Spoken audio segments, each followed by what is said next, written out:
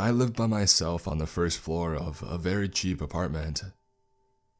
It was right around my budget for an inconspicuous shithole that no one wanted to live in. A lot of bad rep surrounded the place apparently. So badly that this fun little flat of 3 rooms had been marked down to as low as $500, which was a steal for me. I wasn't exactly wealthy, and I always had a limited budget on what money I could spend. Since the money that gets sent to me from my relatives is pretty sparse, but they try their best. So, it had always been a peaceful living for me. I didn't mind the unexpected visitors, or the weird noises from the bad maintenance. The neighbors did not once ever know my name, and neither did anyone around know my name, and that was fine. And I rarely ever attract people at high school, save for the occasional passing comment to my appearance, though I didn't care that much. Though one day, I came home from school to a very odd sight. A gift basket, right at my doorstep with items like wine, nuts, butter, milk, and many more scrumptious items. Taped to its handle was a white envelope with a red wax seal. I looked around before taking the gift basket and entering in. I first opened the letter, which read, "If you're reading this, Leia, I know what you are. Here is my offering to you. Kill these people for me." Below was a list of names of people that I somewhat knew. Ricky Fitzgerald, Ryan Yang, Tyler Lewis, Sophie McGilvray.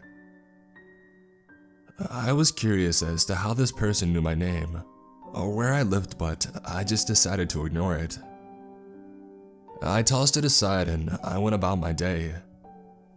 I did my homework, ate dinner, and then went straight to bed. Though throughout that entire time, I felt eyes boring into the back of my head, as if somewhere, someone was watching me the entire time. I ignored this feeling and I went to bed.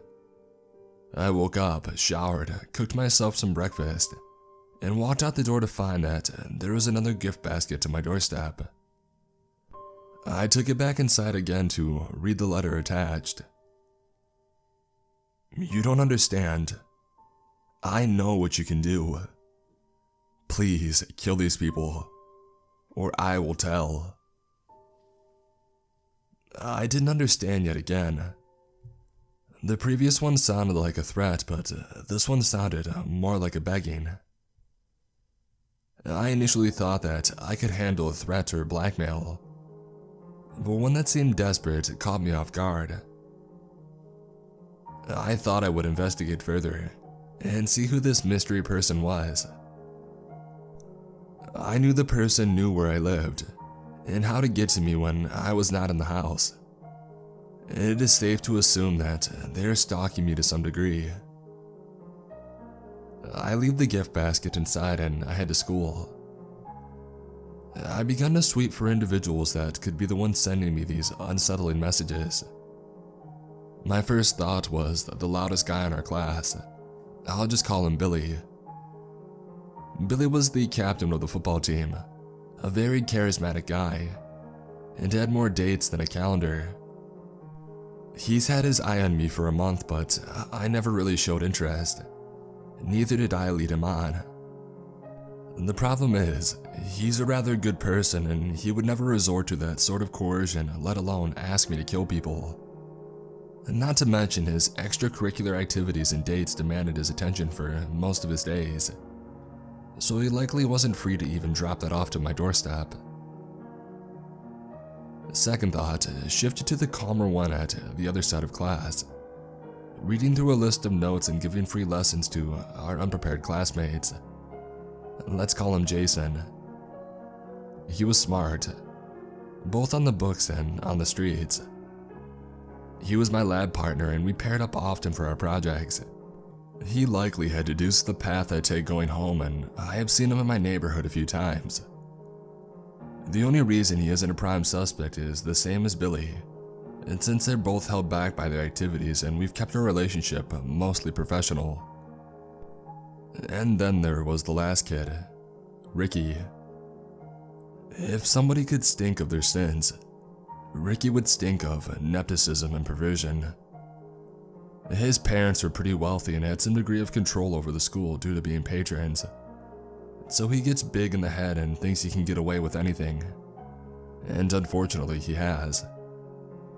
5 harassment cases that resulted in those poor girls moving away. I nearly was at the receiving end of this terror, but pulled out all the stops to make sure he couldn't manipulate me. I was his worst enemy, and the one that he could not control. But still, a threat would explain everything.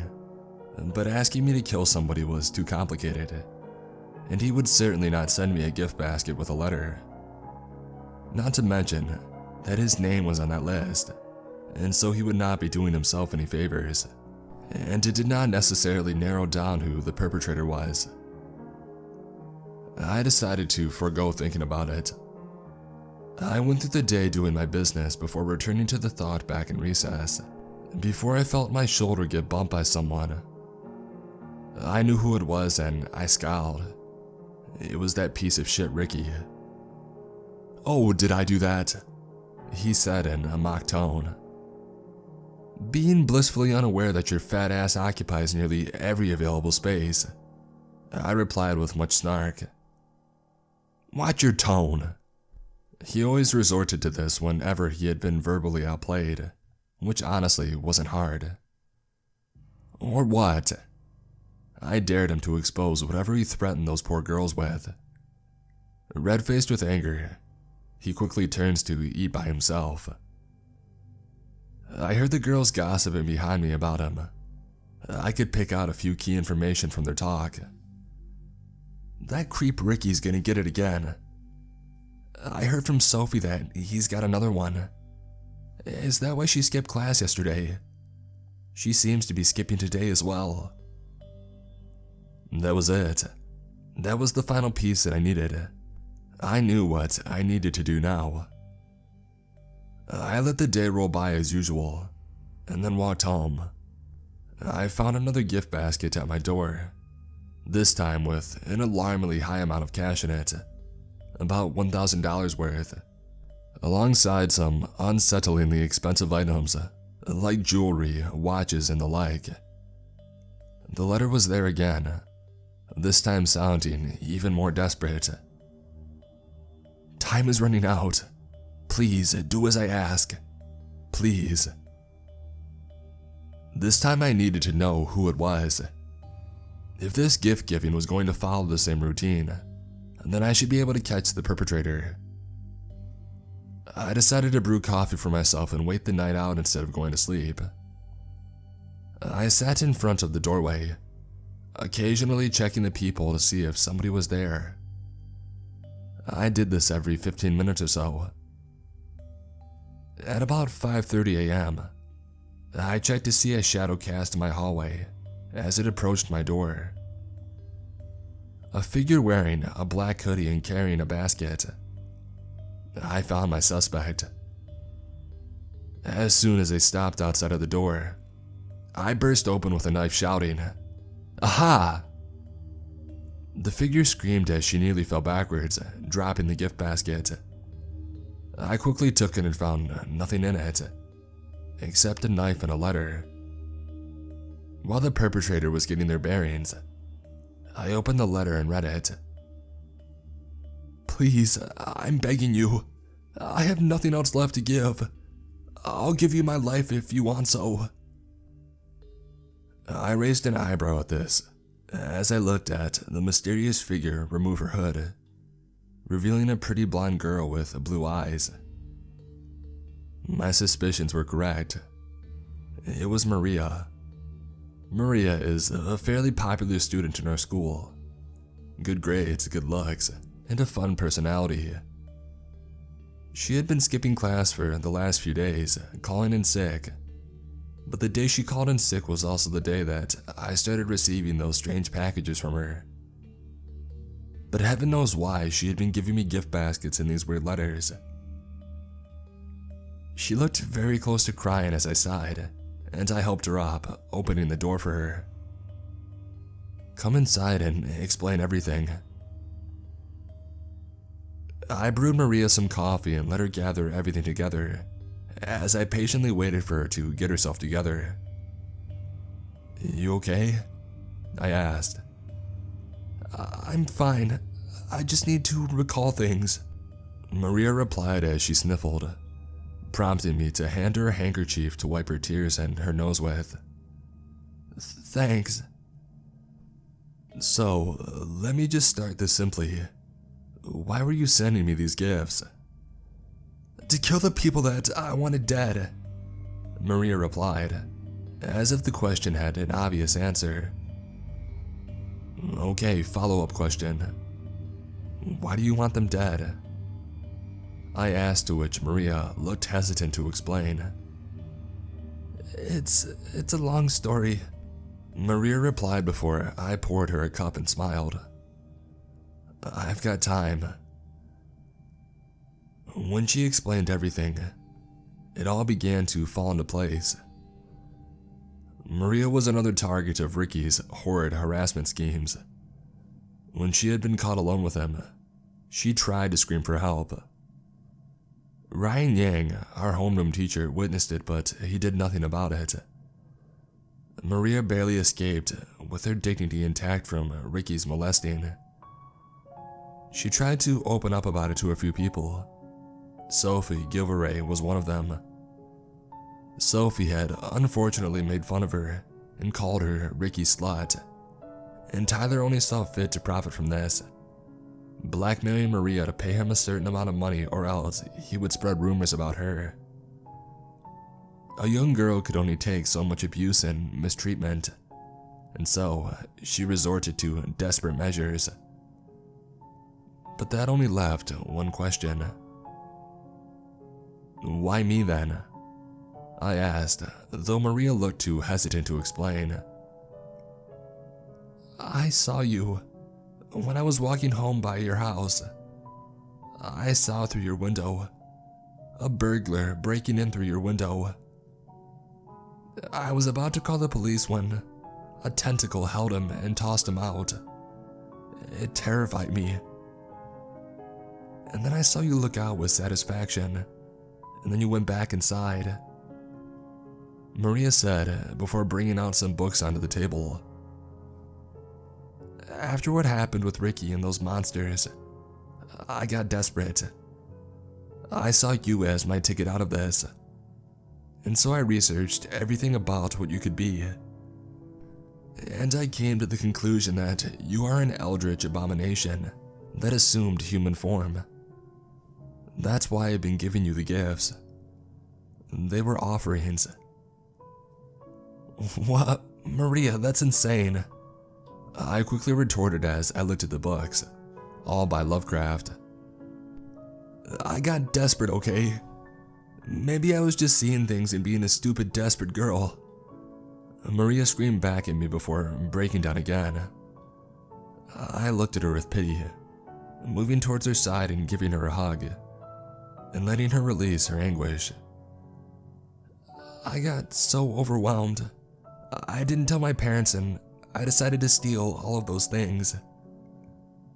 "Shh," I shushed gently, placing a finger on her lips. I then gave her another comforting hug. "It's okay. I'm not going to judge, but trust me, things will get better." "But," Maria tried to retort as I gently guided her to my bedroom. "You need to sleep and rest," I softly said as I delicately pushed her to make her lie down. "I promise you, things will be okay. They might not be now, but they will be." "But how do you know?" Maria asked timidly, tucking herself in as she didn't let go of my hand. "Trust me." I smiled as I watched her close her eyes, and I saw the yellow sky rise out of my window. After a few days, the problem seemed to resolve itself. Ricky had finally been exposed and arrested, but died in police custody. Mr. Yang's house and property burned down due to an unidentified arsonist. Someone had apparently seen the person on his property, but they didn't inform the authorities right away. Sophie apparently had some sex tapes on her computer because they had spread like wildfire on the internet. I never heard from her again. And Tyler got injured by a mugger on his way home. Maria believes that it was all me, but I just shrug at it. Maria still gives me gifts every now and then, but instead of leaving them on my doorstep, she likes to invite herself in for a chat over some food and such. And the letters, thankfully, weren't desperate begging or another hit list, but just the sweetest words that I can receive. It's become a bit of a regular thing lately, and strangely, I like her company. Blasphemous coming from the girl who tried her best to keep to herself, I know. And well, that leads to today. Of course, all the meeting and chatting was bound to lead someplace, and so of course, we ended up being an item. As soon as we got into college, we moved together into a nicer apartment, and we have been having a blast together since then. It's been a running joke between the two of us that she is my worshiper and I am her goddess. She still calls her gifts to me her offerings every now and then, which just make me blush a little. Whenever we go to sleep together, she likes to cling to me. A force of habit since the first day I lulled her to sleep, but I'm more than happy to let her do so. I like to think back to the day that she told me what she thought I was. I grin a little thinking about it, and since I technically never denied the allegation, and I think she knows it too. I gave my sleeping worshiper a peck on the cheek, before I snuck a tentacle up the wall to turn off the lights.